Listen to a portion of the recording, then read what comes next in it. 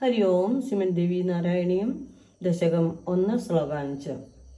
ത്വം ബ്രഹ്മശക്തിരഭിധാതൃരമേശ രുദ്രൈ ബ്രഹ്മാണ്ഡ സർഗ പരിപാലന സംഹൃതിശ്ച രാജ്ഞീവ കാരയസി സുബ്രു നിജാജ്ഞയൈവ ഭക്തേഷു അനന്യ ശരണേഷു കൃപാവതീ ച.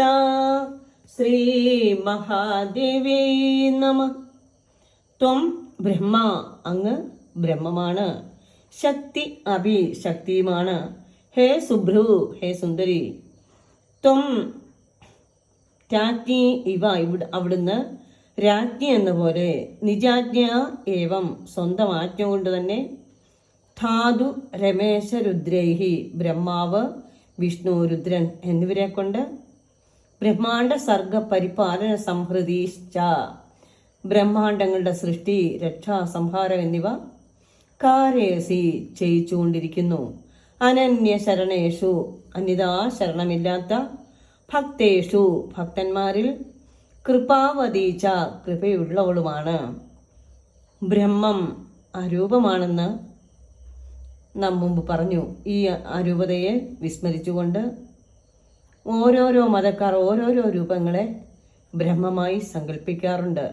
ഉദാഹരണത്തിന് വൈഷ്ണവന്മാർക്ക് വിഷ്ണുവാണ് ബ്രഹ്മം, ശൈവന്മാർക്ക് ശിവനാണ്, ശാക്തേയന്മാർക്ക് ശക്തിയാണ്. ഇങ്ങനെ പലർക്കും പലതാണ് ബ്രഹ്മം. ഇങ്ങനെ ഓരോരോ അനുയായികൾ സ്വന്തം സ്വന്തം ഇഷ്ടദേവതകളെ ബ്രഹ്മമായി സങ്കല്പിച്ച് ആരാധിക്കുന്നു. ഇതിനെയാണ് സഗുണോപാസന എന്ന് പറയുന്നത്. ബ്രഹ്മത്തെ ശക്തി സ്വരൂപിണിയായി വാഴ്ത്തുന്ന ഗ്രന്ഥമാണ് ദേവീ ഭാഗവതം. ദേവീ നാരായണീയം എന്ന ഈ ഗ്രന്ഥം ദേവീ ഭാഗവതത്തെ പിന്തുടരുന്നു. അതിനാൽ ബ്രഹ്മം, ശക്തി എന്നീ പദങ്ങൾ ഇതിൽ ഒരേ അർത്ഥത്തെ തന്നെ വീക്ഷിക്കുന്നു എന്ന് നാം മനസ്സിലാക്കണം. ബ്രഹ്മം ദേവിയാകുന്നത് എങ്ങനെയെന്ന് മുമ്പ് മനസ്സിലാക്കി. ബ്രഹ്മവും ശക്തിയും ഒന്ന് തന്നെ. ബ്രഹ്മവും ശക്തിയും രണ്ടല്ല. ബ്രഹ്മത്തിൻ്റെ പ്രകടാവസ്ഥയാണ് ശക്തി, ശക്തിയുടെ അപ്രകടാവസ്ഥയാണ് ബ്രഹ്മവും.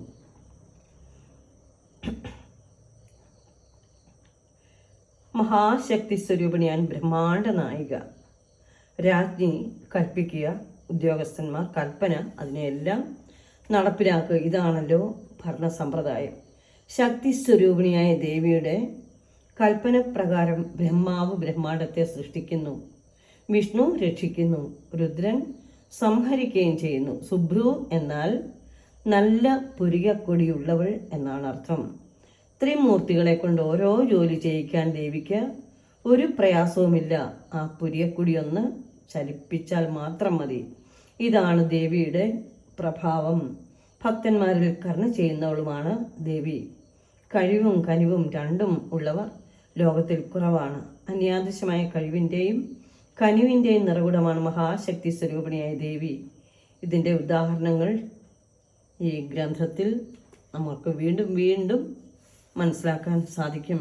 സർവം ശ്രീ മഹാദേവി സമർപ്പയാമി. ഹരി ഓം.